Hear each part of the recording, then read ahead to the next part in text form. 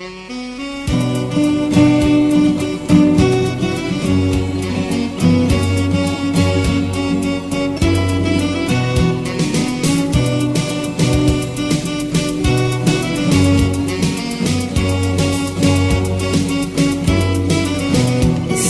لحكايتي واللي كان جاري بيا، لما نعرف المسيح لك هو مو عينيا. سمعوا لحكايتي واللي كان جاري بيا، لما نعرف المسيح لك هو مو عينيا. سقاني من الخطية، سقاني من الخطية، سقاني من الخطية، سقاني من الخطية، سقاني من الخطية، سقاني من الخطية، سقاني من الخطية، سقاني من الخطية.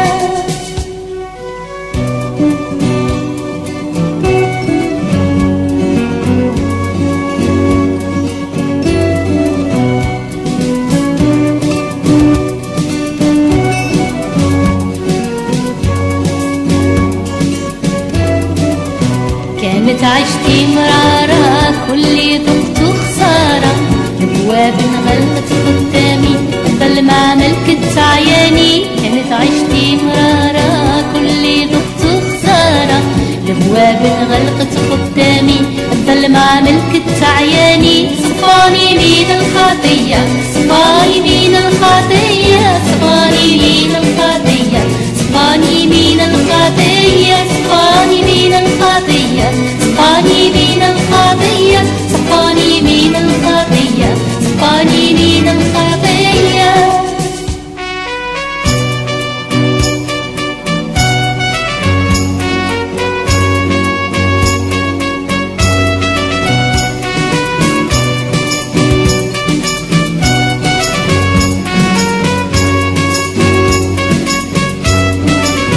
المسيح يبكي مع الباكي، يعطي قلبه للشاكي، يحب المسكين واليتيم وحريه يلي راد آلين. المسيح يبكي مع الباكي، يعطي قلبه للشاكي، يحب المسكين واليتيم وحريه يلي راد آلين. سقاني من الخطية، سقاني من الخطية، سقاني من الخطية، سقاني من الخطية، سقاني من الخطية، سقاني من الخطية، سقاني من الخطية، سقاني من الخطية.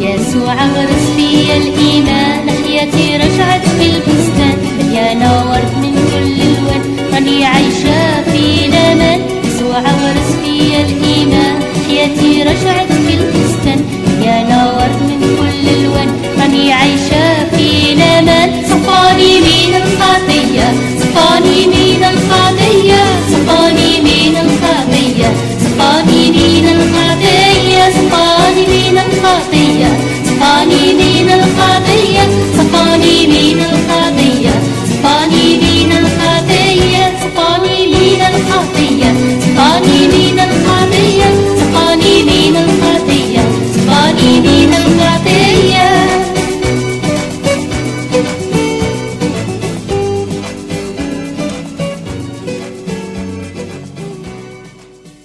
C'est pas ici.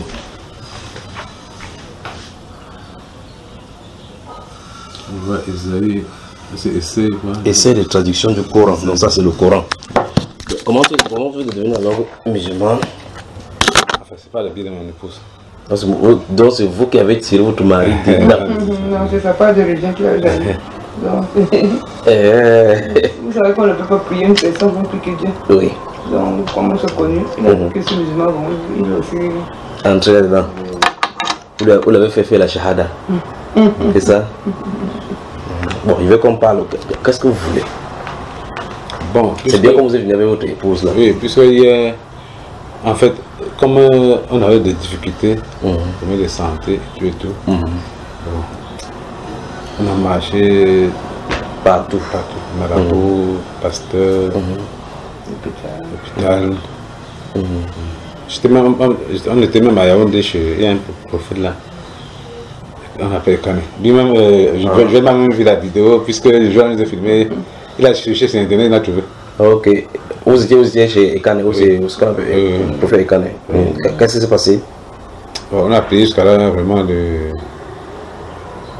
mal n'est pas ça. Enfin, mais il y a la sorcellerie dans sa famille, malgré qu'elle soit dans la religion musulmane. Donc depuis qu'ils sont de faire le lavage là-bas, il y a la sorcellerie là-bas, la rokia. Rokia c'est quoi? Non, la rokia c'est islamiquement, c'est les gens qui chassaient les démons. Oui, donc quand on chasse des démons sur quelqu'un, en islam, on fait on pratique la rokia. Oui, c'est ça. Quand c'est pas ça, vous êtes entré dans la religion musulmane, vous êtes passé alors? Non, vous savez, nous. Les femmes particulièrement sont. Et non, ça dépend du le Coran. Non, même pas. Vous savez le cours coranique. Vous voyez au quartier là. Oui. Les élèves là, ils ne connaissent pas l'explication. Ils lisent seulement. Nous qui sommes convertis, bon, on a la chance de trouver le Coran en français, en arabe. Donc ça fait forcément que quand on lit maintenant, on trouve les versets. Ok. Ce qu'on va faire, c'est que, à l'issue de tout ce qu'on va faire, il va mettre les enseignements dans la clé USB. Comme vous connaissez déjà la maison, vous avez le numéro. Il va mettre les enseignements dans une clé USB, il va vous donner. Vous allez écouter, quand vous allez rentrer, vous allez vous en juger. Et il y a particulièrement les enseignements et les débats que j'ai eu avec les musulmans que vous allez écouter avant de vous devez vérifier. Lorsque je parle avec les musulmans, avec n'importe quelle personne, ils ne parlent pas parce qu'on dit que non, tel est faux, tel est vrai. Voici mon Coran à moi. J'ai pris le temps de bien la lire. En fait, avant de me convertir même, avant que le Seigneur m'appelle, j'ai d'abord lu le Coran avant de lire la Bible. Donc voici mon Coran à moi, comme vous voyez là.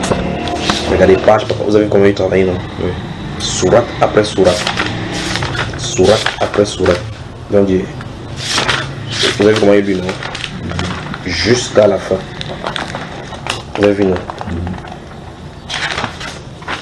Jusqu'à la fin, je sais exactement ce qu'on dit là-dedans. Du début jusqu'à les 114 sourates, je les connais totalement. Jusqu'à ce que, à la fin, quand il lit, je coche, quand il finit sur les coches, jusqu'à ce que j'ai lu toutes les sourates. Et puis je travaille pour vous voyez. Oui, j'étais au nord, j'ai prêché là-bas, c'est la deuxième fois que j'étais là-bas. Donc ça, c'est même au nord, à Garoua, même que quelqu'un m'a donné ça. J'ai quelque part là. Ça c'est en 2012, tu as vu? Donc ça c'est Damra Anatole à cher frère Junior donné à Touboro en fin juillet 2014 lors de la première mission apostolique. Il m'a donné ça. Et sur le Slava Garoua. J'ai lu ça là-bas. Donc voilà le Coran, j'ai lu. Voilà la Bible. Voici l'une des Bibles. L'une de mes Bibles, parce qu'il y en a beaucoup. Que je dois aller voir l'autre là-bas, que je dois lire et finir. Voici la Bible. Donc, avant de me tenir pour parler, je sais de quoi il est question ici. Je sais de quoi il est question ici. Il y a des gens, même les chrétiens, qui n'ont pas lu ça. Ils disent, ah non, non, non, c'est faux, c'est faux, c'est faux. Si on dit c'est faux, sur quelle base tu te bases dessus? Il y a des musulmans qui lisent ça parce qu'on leur aussi dit dans le Coranique que non, les chrétiens disent que Jésus est fils de Dieu. Alors qu'Allah dit dans Sourate 2, verset 154, que le fils de Marie, ils disent qu'ils sont mentés, tous ceux-là qui disent que le fils de Marie est le fils d'Allah. Parce que Allah ne peut pas faire, parce qu'il dit Koum Fayakoun. Tu vois, ils ne savent pas. Ils n'ont pas encore lu ça, c'est eux-mêmes. Donc ce qu'un être humain doit faire, c'est de lire les deux ci. Si ça les dérange, lis les deux ci. Quand tu finis de lire, tu pousses ça de côté. Tu vois ça? Tu pars maintenant ici. Parce que ça, c'est l'écrit. Il faut que la personne là, qui a inspiré, soit loin de Dieu, te parle et t'amène vers lui. Parce que de toi-même, tu ne peux pas aller vers Dieu. Parce que tu ne sais pas où il est. Et toi-même, tu ne peux pas aller. Ce qu'il faut faire, c'est prier Dieu pour qu'il se révèle. D'accord, je dis, avant de me convertir en chrétien, celui-ci, c'est ça qu'il lit premièrement quand j'étais à l'université. C'est même pas le Coran, c'était un autre Coran que j'avais lu avant de me convertir. Je peux dire avec certitude, sans risque de me tromper. Et même si ça vous choque, ça sera quand même la vérité, que celui-ci ne vient pas du Dieu qui a créé ce que vous voyez là, vous et moi. Ceci vient de lui.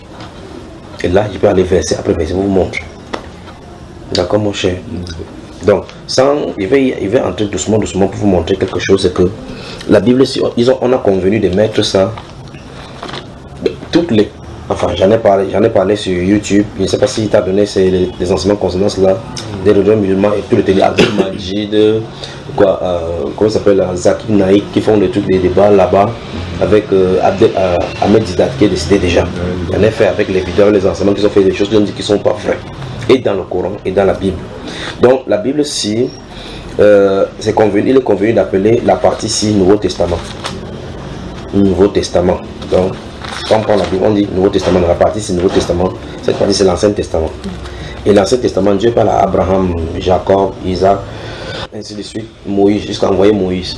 Il envoie Moïse avec la loi. Et quand Dieu vient, donc chaque fois, il l'augmente au fur et à mesure, sans jamais contredire ce qu'il a fait dès le départ. Donc Dieu est dans une logique de continuité. Vous me suivez, n'est-ce pas? Dieu est dans une logique de continuité. Jésus, par exemple, je vous lis quelques passages pendant qu'on est. Vous n'êtes pas chrétien, n'est-ce pas? Non, non. Ok, vous êtes là pour cela. Jésus, dans Matthieu chapitre 5, le verset. Vous avez à lire la Bible? Quelques fois. Ok. Après cela, je vais vous laisser pour que vous me posez des questions que vous voudrez. Posez toutes les questions possibles. Dans Matthieu chapitre 5, le verset 17, à partir de là, Jésus dit: ne croyez pas que je sois venu pour abolir la loi ou les prophètes. Je suis venu non pour abolir, mais pour accomplir. Il dit qu'il n'est pas venu pour effacer la loi. Donc lui, il est ici, la loi était derrière lui. Moïse parlait, enfin c'est pas seulement Moïse, beaucoup de prophètes parlent. Il dit: car je vous le dis en vérité, tant que le ciel et la terre ne passeront point, il ne disparaîtra pas de la loi un seul iota ou un seul trait de lettre jusqu'à ce que tout soit arrivé. Donc Dieu annonce quelque chose. Jésus dit que ça doit s'accomplir, tout ce que Dieu a annoncé. Un. De deux, sa venue n'efface pas, n'annule pas ce que Dieu a fait. Donc lui dit qu'il est venu pour accomplir. Donc dans la loi, il était question de quelqu'un qui doit venir faire quelque chose. C'est vrai qu'il y a beaucoup de choses dans la religion musulmane, comme par exemple que Dieu n'a pas besoin de verser le sang, Dieu n'a pas de fils, ainsi de suite, ainsi de suite. Jésus n'est pas allé à la croix, il n'est pas mort, on l'a changé. Bon, il y a beaucoup d'écoles là-dessus, beaucoup de théories. Verset 18-19. Celui donc qui supprimera l'un de ses plus petits commandements et qui enseignera aux hommes à faire de même sera appelé le plus grand, le plus petit dans le royaume des cieux.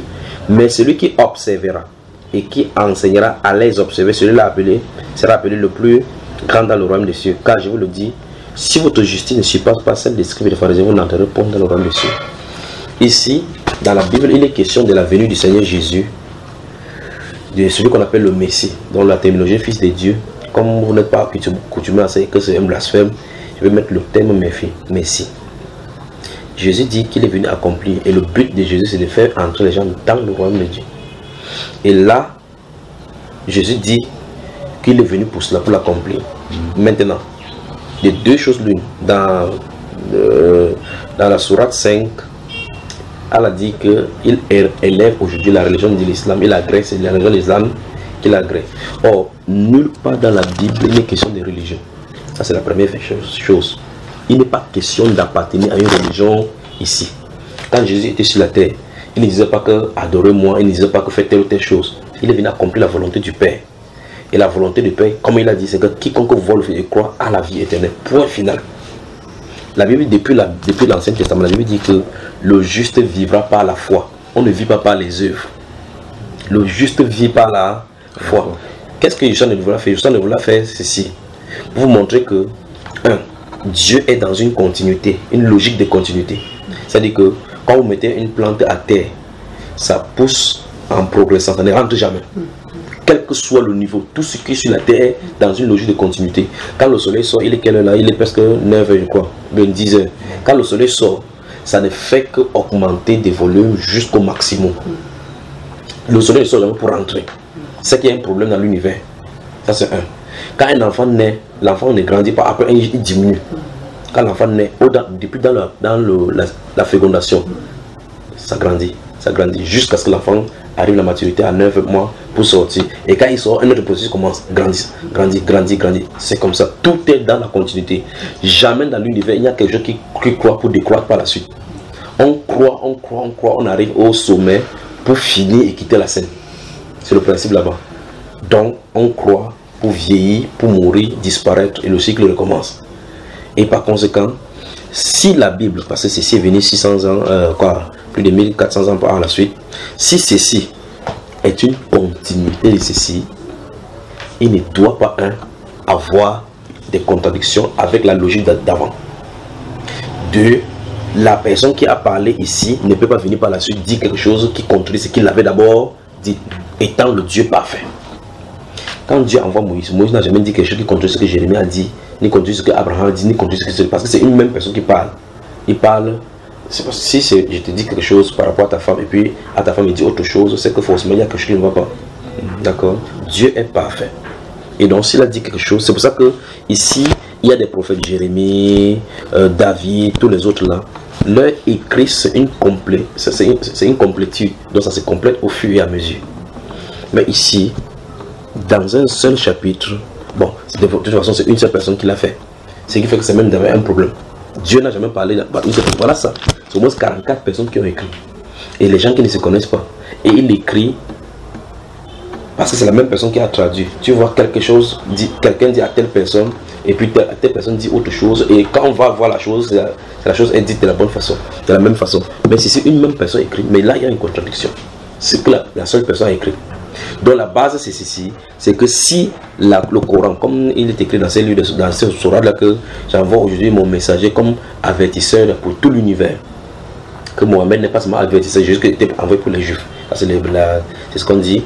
Et donc Jésus ne connaît pas les chrétiens de ce moment, les chrétiens sont les usurpateurs et les gens des livres, comme on le dit là-bas. C'est une tissue de contradiction, parce que si Jésus est venu chez les Juifs et que dans la Golfe Persique, le père lui-même de Mohamed, ou bien son oncle Abdallah, s'est converti à la religion chrétienne, il y a un problème, parce que Jésus était censé venir chez les Juifs. Alors qu'est-ce que la religion chrétienne faisait loin là-bas, à la Golfe Persique, alors que Mohamed est censé être le messager d'Allah? Encore que Allah était connu du peuple Kourachi avant que Mohamed ne vienne, n'est-ce pas? Puisque son père s'appelle Abdallah, c'est-à-dire esclave ou bien serviteur de qui? D'Allah. Si c'est Mohamed qui est son messager, comment celui-ci est son esclave d'abord? Je ne sais pas si tu comprends la logique. Donc, si Mohamed est celui qui vient pour révéler, ou le Coran est descendu sur lui pour faire connaître Allah, et que son père lui-même est un serviteur d'Allah, il y a un problème. Donc ici, la Bible met au jour le besoin de l'homme d'être sauvé, le besoin d'avoir un sauveur et la solution, comment Dieu fait pour sauver.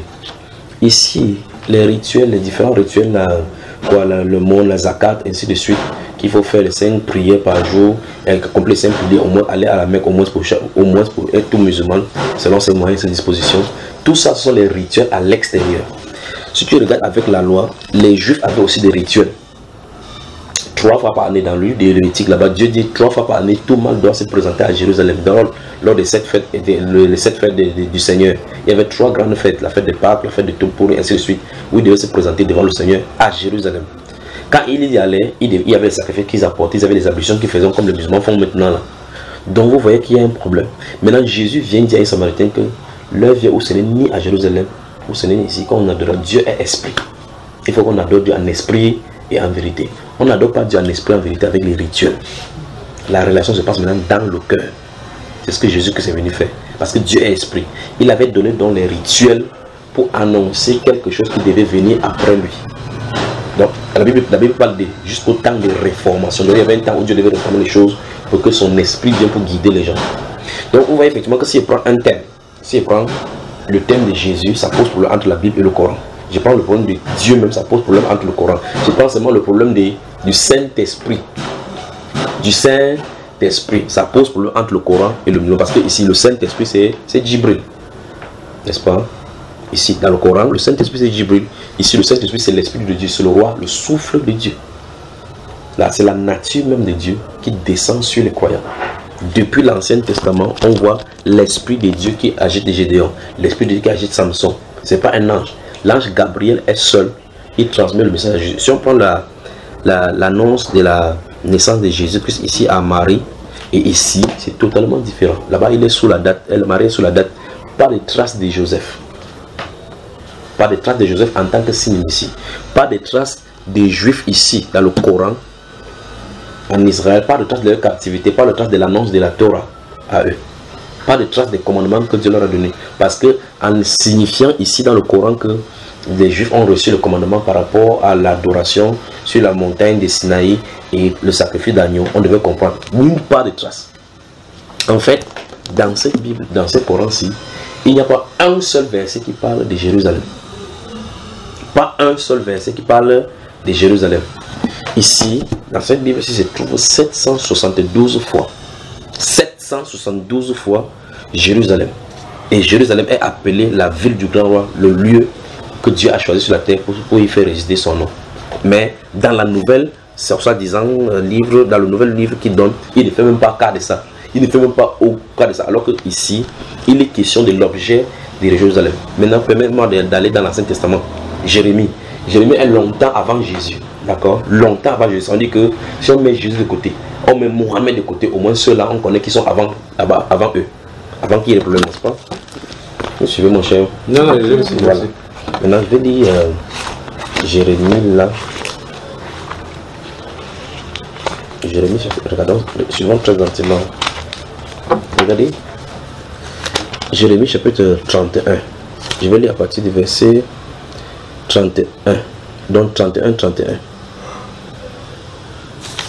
Il dit, voici les jours viennent. Donc Jérémie a dit que quand il dit les jours viennent, ça veut dire qu'il a dit de faire quoi? Il a dit d'annoncer.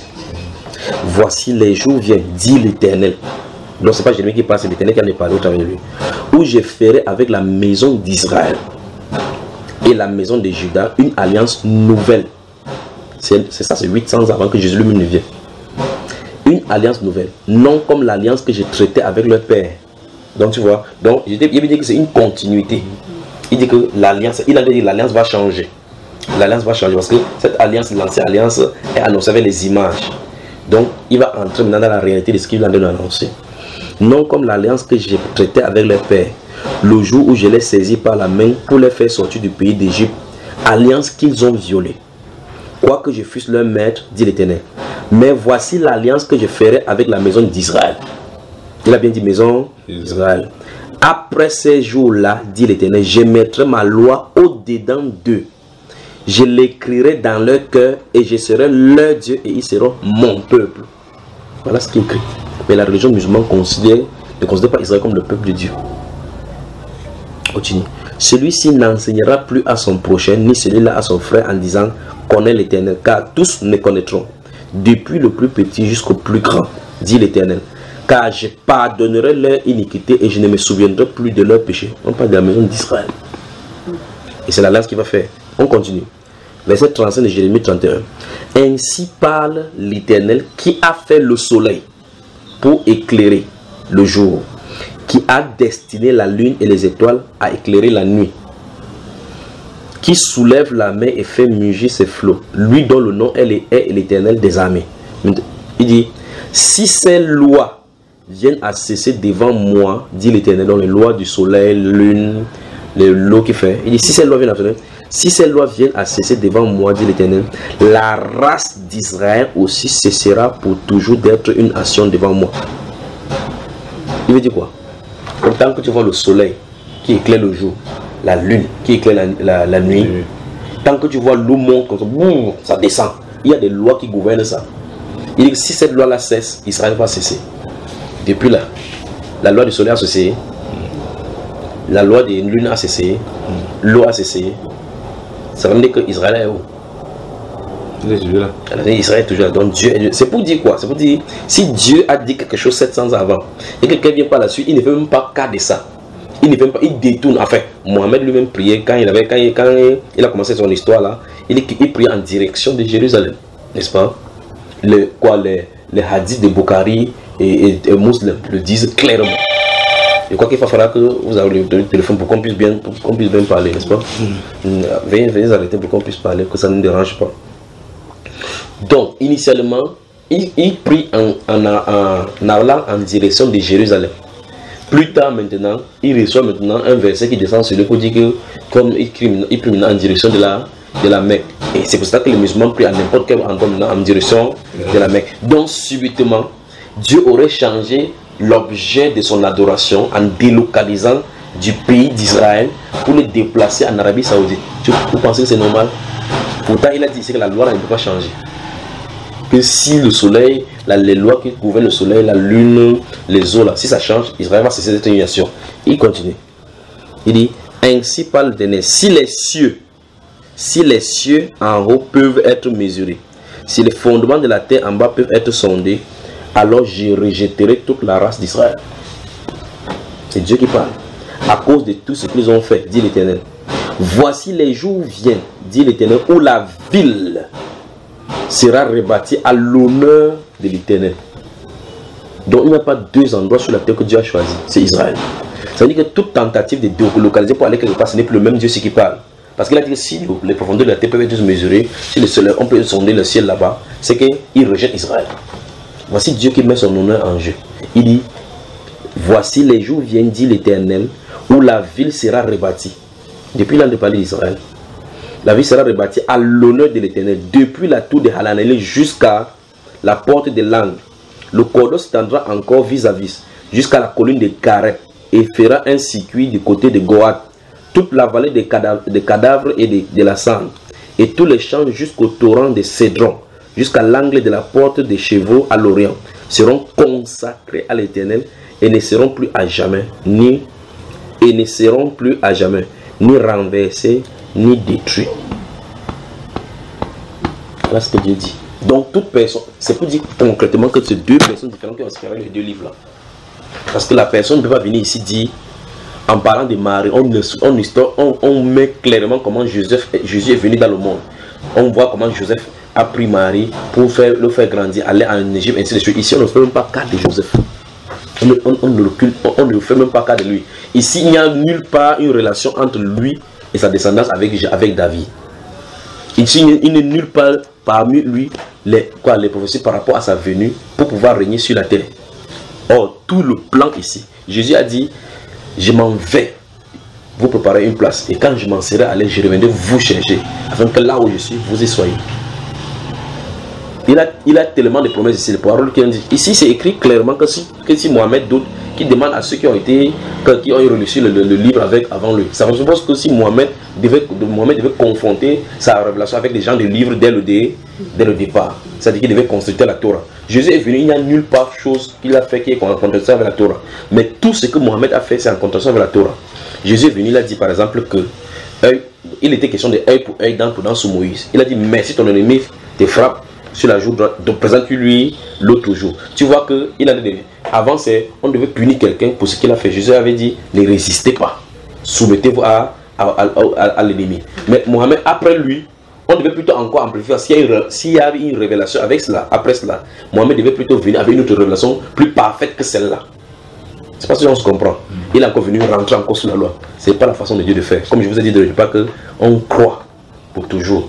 Quand vous prenez une sémence, vous mettez en terre, cette sémence-là devient parfaite lorsque ça produit, ça grandit, lorsque ça produit finalement la sémence qu'on a de vouloir avoir. On ne revient plus jamais sur la première, sur les racines, jamais. On ne peut pas voir quelque chose planter, quelque chose dès le départ, ça grandit, après la racine sort là-bas haut. C'est la sémence qu'on a mise en terre. Donc dès le départ, voici ce qui se passe. Dieu, dans la Bible, c'est vrai que l'histoire est racontée du fragment de la Bible ou le Coran. Et en plus de ça, c'est la Bible qui est la vraie version, parce que la Bible a d'abord été écrite longtemps avant. Vous prenez n'importe quel musulman sur le sacrifice d'Abraham, on dit qu'il s'agissait d'Ismaël. Vous les posez, il dit que donc, les chrétiens ont trafiqué cela. Vous dites, voici la Genèse au chapitre 22 où Dieu a dit, prends ton fils, ton unique, celui que tu aimes. Il dit, Isaac, va et sacrifie-le sur la montagne que je vais te montrer. Les musulmans écrivent là-bas, ils disent que le fils donc qui devait sacrifier, c'est Ismaël. C'est ce que la théorie musulmane dit. Ok, vous dites, ça veut dire que Moïse qui a écrit ça longtemps n'avait pas entendu. Pourquoi? Parce que tout ça, depuis la Genèse, annonce Jésus. Je ne sais pas si on se comprend. Depuis la Genèse, quand l'homme a péché, il prend sous le cadre de la Bible. Quand Dieu a dû tuer un animal pour pouvoir couvrir l'homme de ses péchés.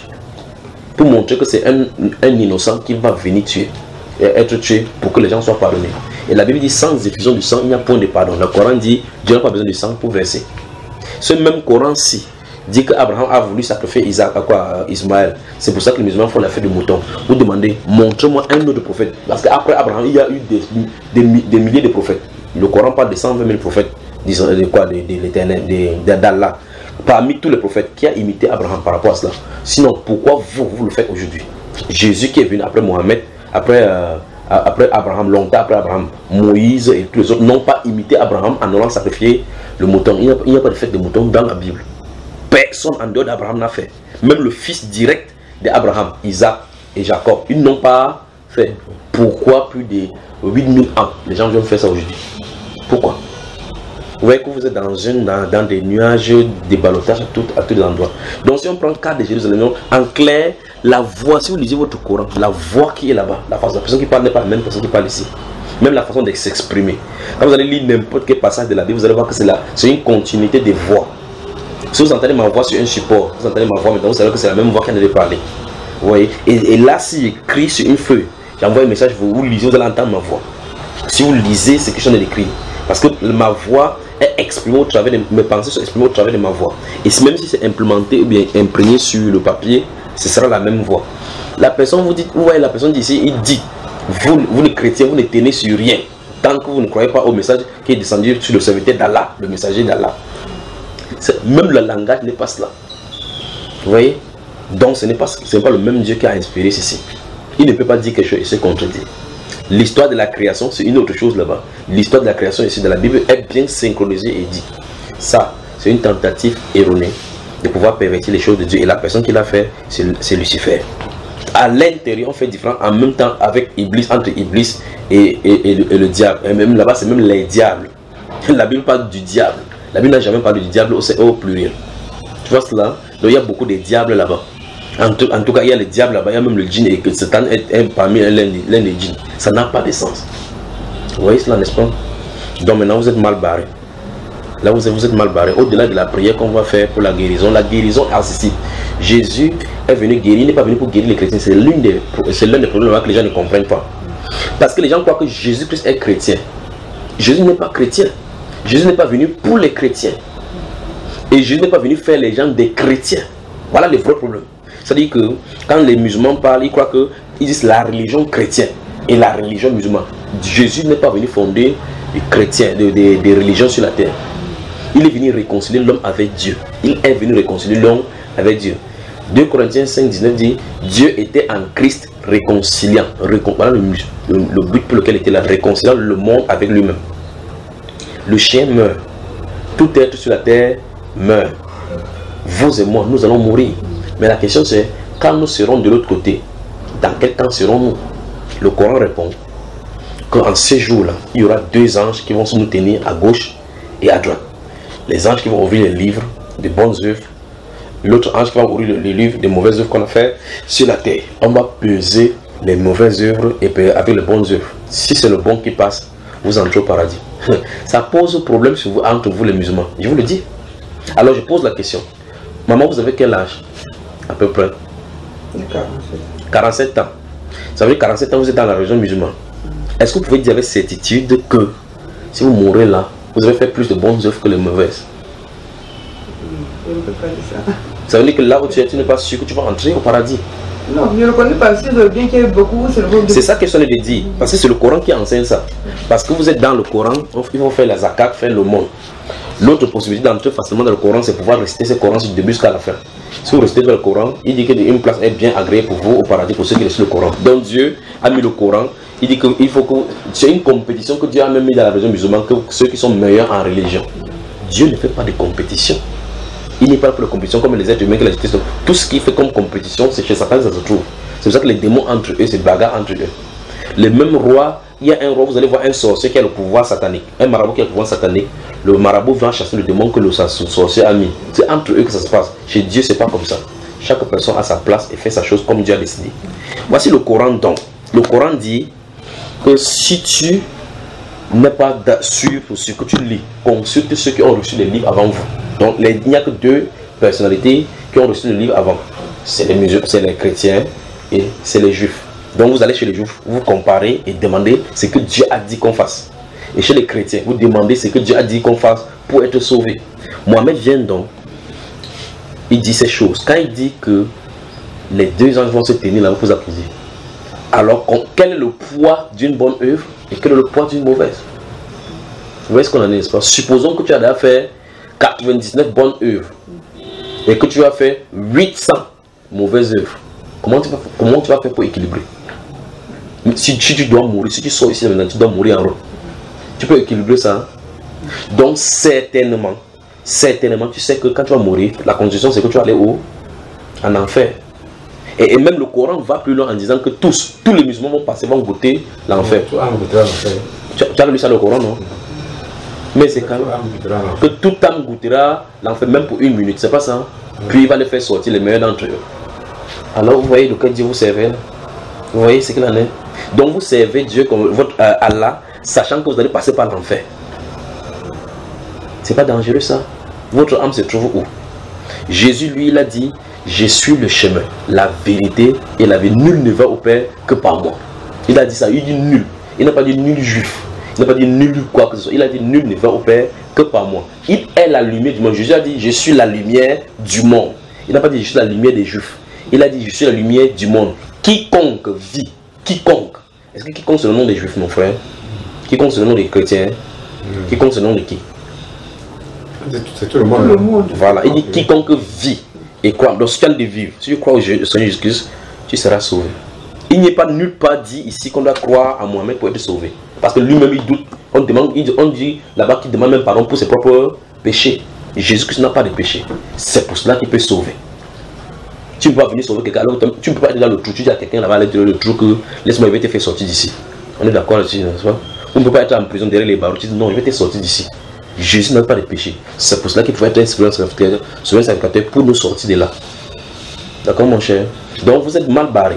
Si donc, du moment où on vous présente ici c'est vraiment qu'avec ces mots, vous ne savez même pas si vous avez beaucoup fait de bonnes œuvres ou quoi que ce soit, même quand vous allez passer en enfer, parce qu'on a dit que ce qui est sûr et certain dans le Coran, c'est que tous les musulmans passeront par l'enfer. Tous, sans exception. Qui eux étaient bons selon lui ou pas, il va passer par l'enfer. Et donc maintenant, si tu passes par l'enfer et que tes mauvaises œuvres étaient plus grandes, tu restes une fois là-bas. Vous voyez quel Dieu vous servez? Ce n'est pas le Dieu qui a créé le ciel et la terre. Ce n'est pas le Dieu qui a créé le ciel et la terre. Le salut est annoncé gratuitement. Et on y entre gratuitement, c'est simple. Même la guérison du Seigneur Jésus qui le faisait, il faisait pour montrer effectivement qu'on ne doit pas faire quoi pour mériter. Il dit bien, tout ce que Jésus a fait a montré qu'on ne fait pas quelque chose pour mériter cela. Quand Jésus trouve quelqu'un, il dit, Seigneur, je vais voir. Est-ce qu'il lui dit que va m'acheter la voiture? Il dit ça. C'est chez le médecin que vous partez, on dit que achetez le carnet, payez l'enregistrement là-bas, payez la consultation. Parce que vous voulez avoir la guérison. Chez Jésus, il ne se trouve pas. La seule chose que Jésus exigeait aux gens, c'est leur foi. Est-ce que vous croyez? Si vous croyez, c'est accordé. C'est ainsi. Tout chez Dieu, c'est pas la foi. La Bible déclare sans la foi, il est impossible de lui être agréable. Et donc, on approche de Dieu par la foi. La Bible déclare donc, approchons-nous donc de lui. Donc, vous voyez, la religion musulmane éloigne les gens de Dieu pour connecter à Allah. Parce que c'est deux personnalités différentes. Dieu dans la Bible n'oblige pas les gens à se soumettre à lui. Dieu dans la Bible veut que les gens s'approchent par amour. Parce que Dieu est amour. Depuis que toi tu lis ce Coran, tu as vu là où il y a l'amour. Il y a un verset qui parle de l'amour. S'il y en a, montre. Il vient dans le Coran. S'il y en a un verset qui parle de l'amour, montre ici. Depuis que tu lis ça, tu as vu ça mon cher. Mais ici, le but de ça, c'est l'amour. C'est l'histoire d'amour entre Dieu et les autres. Dieu a tant aimé le monde qu'il a donné pour qu'on soit réconcilié à lui. Parce que s'il reste tranquille comme ça, vous mourrez, chacun va vraiment passer à l'enfer. Alors donc, il a pourvu le moyen pour être réconcilié à lui. C'est seulement au Seigneur Jésus-Christ. Même les Juifs qui étaient sur place, parce que dans ces sourates, après même à lire le surat de la vache, verset 100, prenons le verset 137, regardez ici. Oui. Ils disent, soyez juifs ou chrétiens et vous serez bien guidés. Vous voyez le mensonge. Vous voyez? Il n'est nulle part ça, ni chez les juifs, ni chez les chrétiens. Parce que toi, tu n'as pas la possibilité d'être chrétien, je n'ai pas la possibilité de faire chrétien. Parce qu'il n'est nulle part un verset biblique qu'on fait, c'est la Bible. Il n'est nulle part un verset ici qu'on fait pour que les gens deviennent chrétiens. Ça ne se trouve pas. Voilà un premier mensonge dans la sourate de la vache, verset 135. Il dit qu'ils disent, soyez des juifs ou des chrétiens et vous serez bien guidés. Dit, c'est plutôt la religion.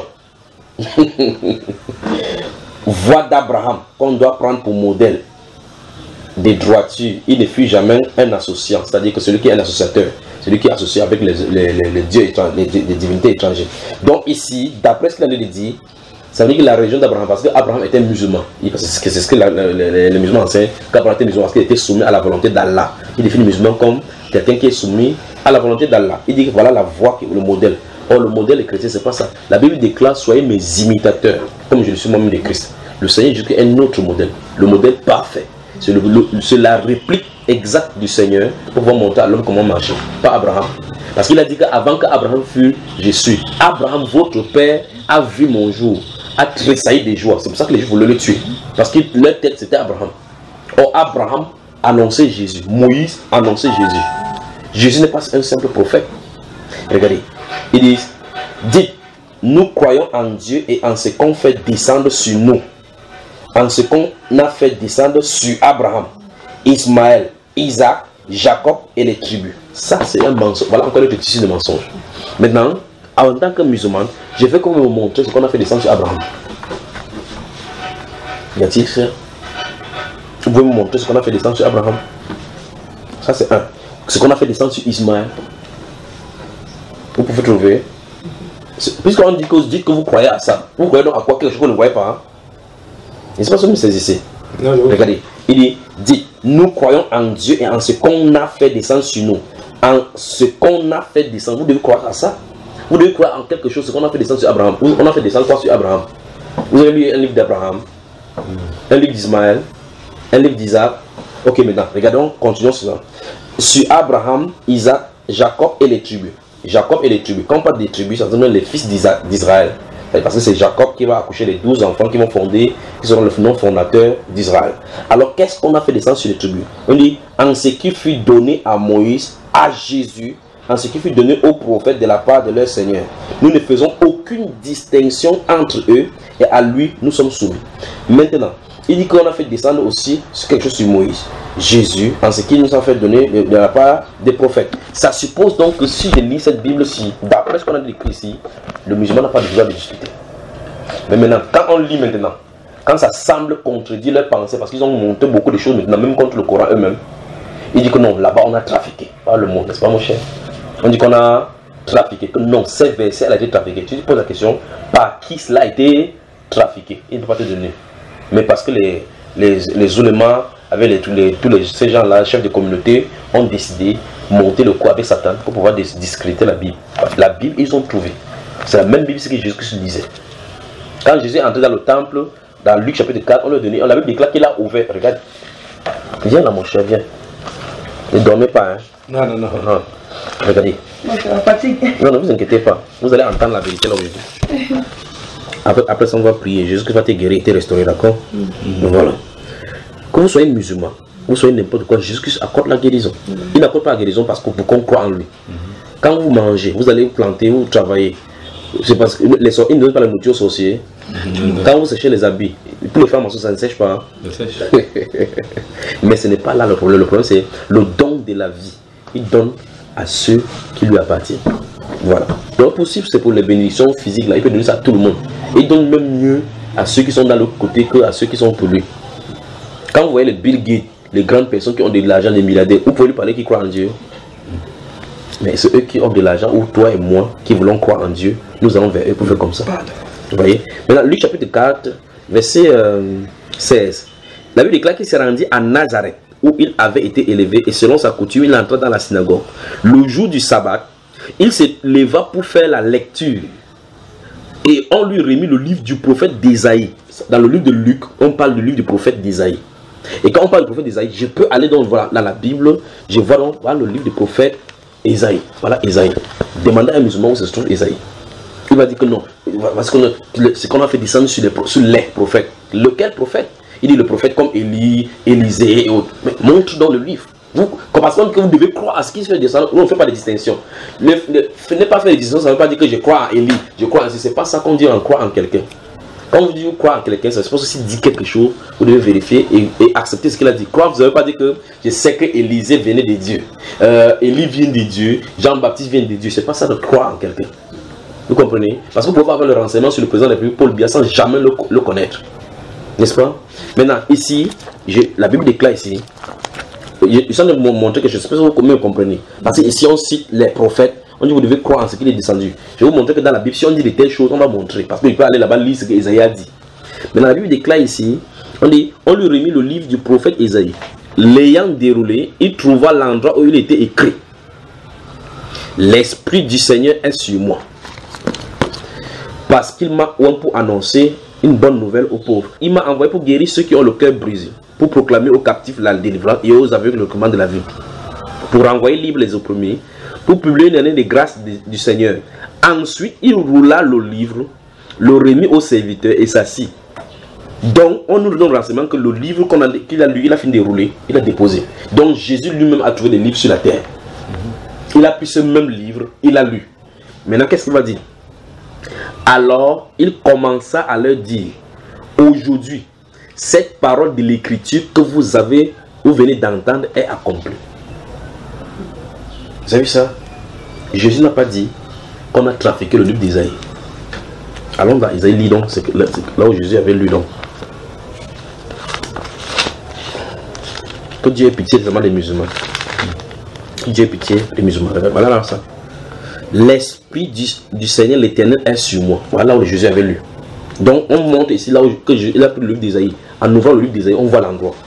C'est pas ça, hein? Non, c'est ça. Car l'Éternel m'a envoyé pour porter de bonnes nouvelles aux malheureux. Il m'a envoyé pour guérir ceux qui ont le cœur brisé, pour proclamer aux captifs la liberté et aux prisonniers de la délivrance, pour publier une année de grâce de l'Éternel. Voilà ce qu'on a lu, ça se trouve là-bas.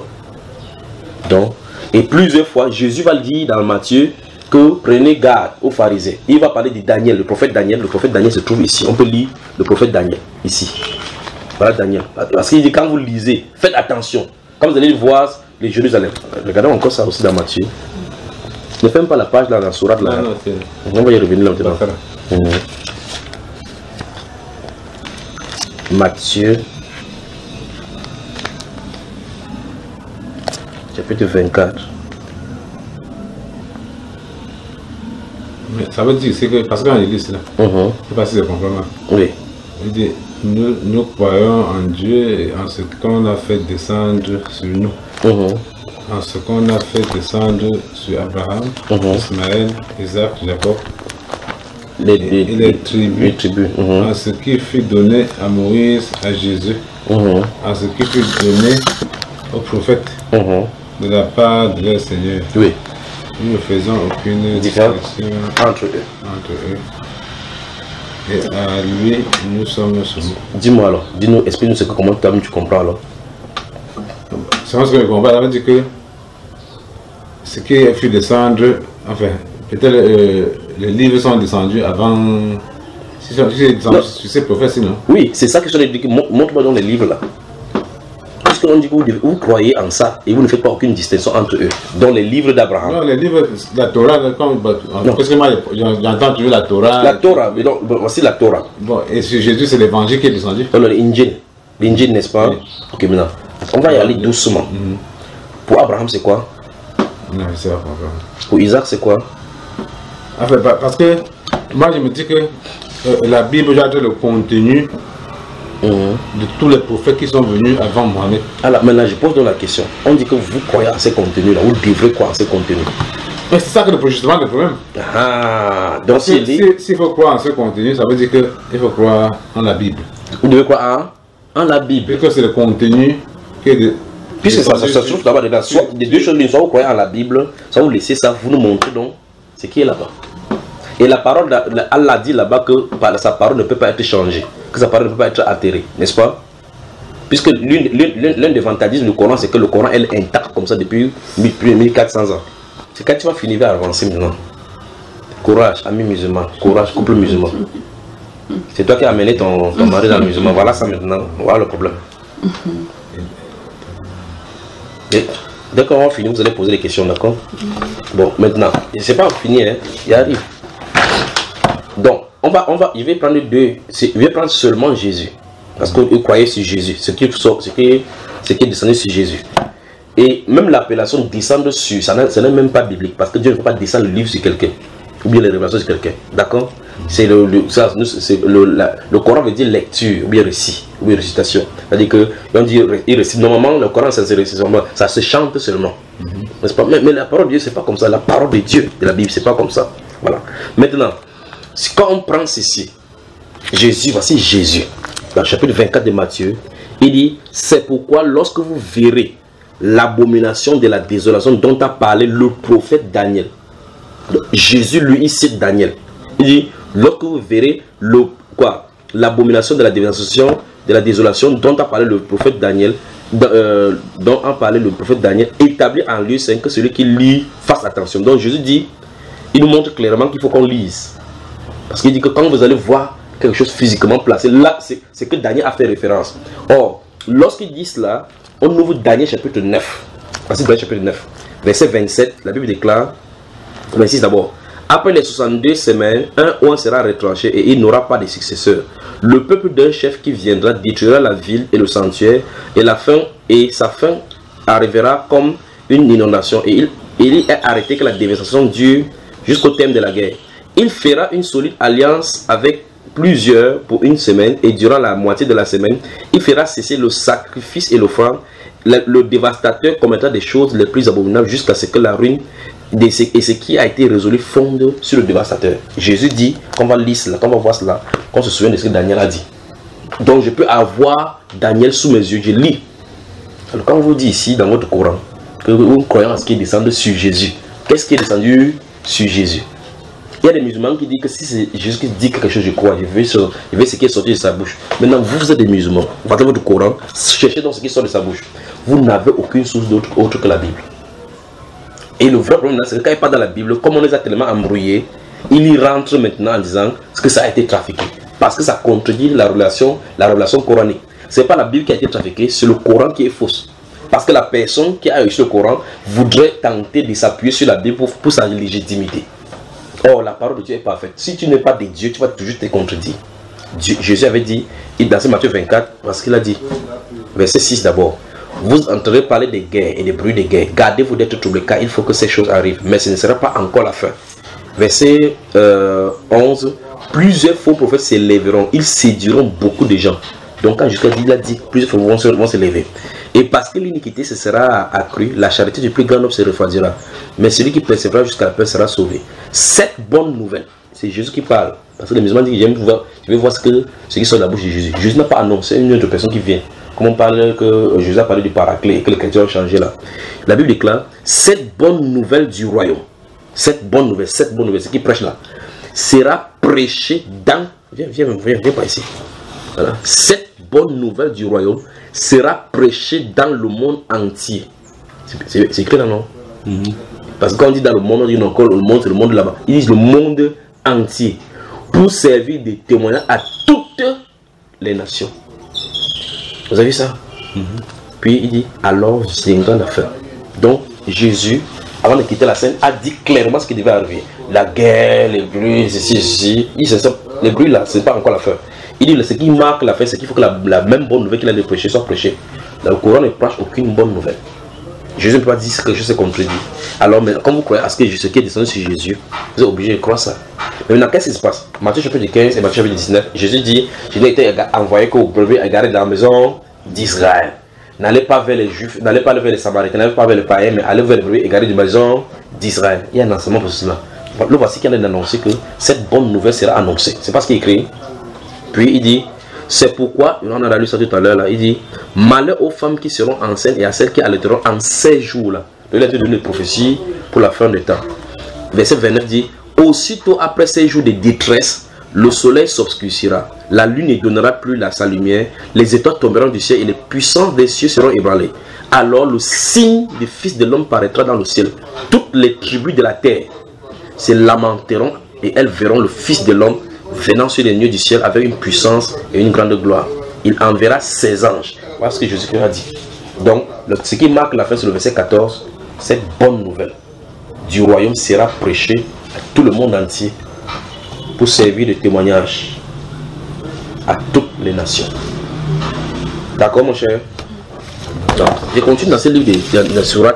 On va voir quelque chose. Puis il dit, s'il croit, ça c'est le 137 de Surat 2. S'il croit à ce qui est analogue à votre croyance, c'est qu'ils se guident bien. S'ils s'en détournent, c'est qu'ils sont schismatiques. Dieu suffit suffira contre eux. Et elle entendra et le connaissant. Maintenant, il va aller le 150. Ouais, le 100. Voilà. On parle de mosquée ici. C'est terrible. Hein?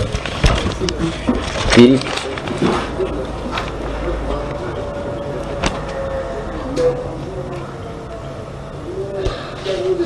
Regarde, prenons encore ici. Regarde, j'ai dit, il y a tellement de mensonges. Vous avez vu comment j'ai travaillé dans le Coran. Regarde le verset 111. Oui. Donne-le à ma main. Ça, c'est l'eau de la vie maintenant. Regardez. Verset 111. Il dit que n'entrera au paradis que celui qui aura été juif ou chrétien. Voilà bien leur aspiration. Dit, apportez votre preuve si vous êtes véridique. Vous avez vu, ça c'est le Coran. Alors je pose la question, où est le verset biblique qui dit que les juifs disent que pour entrer au paradis il faut être juif? Parce que la Torah c'est pour les juifs, le Nouveau Testament c'est les chrétiens. C'est ça là, hein? Il ne lit même pas ça. Il dit que n'entrera au paradis que celui qui aura été juif ou chrétien. Voilà, c'est le verset coranique, c'est Allah qui dit ça de sa bouche. Parce que tous les 6 c'est le parole d'Allah. Tu vois cela? Puis il dit quoi? Il dit voilà bien leur aspiration. Dit apportez votre preuve si vous êtes véridique. Moi je pose la même question aux musulmans. Où est cette affirmation si dans la Bible? Il n'est nulle part dans la Bible que pour entrer au paradis il faut être chrétien. Jésus l'a dit, vous croyez en moi, vous avez la vie éternelle. D'accord? Et les juifs, aucun juif ne disait pas qu'il fallait entrer au paradis. Jamais. Il n'y a pas de verset comme ça dans le truc. Il vivait selon le commandement de Dieu. Point. Et continue ici seulement. Regarde bien, venez voir. 113 du chapitre 2, le Sourate de la Vache. Les juifs disent, les chrétiens ne reposent sur rien. Voilà ce qui est écrit. Tu as vu cela? Et les chrétiens disent, les juifs ne reposent sur rien. Pourtant, ils récitent l'écriture. De même, ceux qui ne savent rien disent les mêmes propos. Le jour de la résurrection, Dieu tranchera entre eux sur... Enfin, je vais lire Allah. Allah tranchera entre eux sur quoi ils divergent. Tu vois ça? Alors, les chrétiens disent ça où? Où ce qu'ils disent? Parce qu'avant que Mohamed vienne avec son histoire, si le livre était déjà écrit. Regarde le verset 120. Tu ne seras agréé ni des juifs, ni des chrétiens, tant que tu n'auras pas suivi leur voie. Et c'est clair. Là, je suis totalement d'accord avec Allah. Vous ne suivez pas la voie de Christ, il ne sera jamais agréé. Parce que Jésus a dit que si quelqu'un ne croit pas en lui, c'est pas ça. Il dit la guidance de Allah est la vraie guidance. Tu as vu, c'est pas la guidance de Allah. Jésus est le chemin, la vérité et la vie. Il a dit que c'est la bonne nouvelle qui doit être prêchée. Tu comprends ça, mon cher? On continue ça. C'est terrible.